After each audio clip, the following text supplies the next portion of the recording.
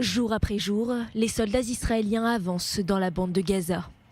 Les combats s'intensifient autour de l'hôpital Shifa, alors qu'Israël s'efforce de garantir dans le même temps la sécurité des civils palestiniens. L'armée a déclaré qu'elle était en contact avec le personnel des hôpitaux pour les aider à évacuer en toute sécurité. Tsahal aurait aussi fourni 300 litres de carburant à l'hôpital Shifa pour les besoins médicaux urgents. Une livraison interceptée par le groupe terroriste. L'armée a d'ailleurs fourni des preuves vidéo et audio de l'ingérence du Hamas dans la gestion du carburant. Face au manque d'électricité et d'eau au centre médical, l'Organisation mondiale de la santé, l'OMS, a averti que l'hôpital Shifa avait cessé de fonctionner comme centre médical et que cela mettait des vies en danger.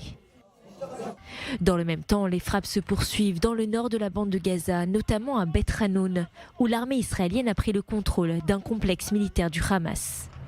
Les soldats ont aussi détruit de nombreuses infrastructures du groupe terroriste, notamment des lance-roquettes à longue portée, des rampes de lancement de missiles anti-chars, des tunnels et de nombreux postes d'observation. Plusieurs terroristes ont aussi été tués lors des combats. L'armée a annoncé que 2 autres soldats ont été tués dans les combats dans le nord de la bande de Gaza, Issachar Nathan, 28 ans, et Itai Shoham, 21 ans. Tous les deux servaient dans la brigade commando de l'armée israélienne.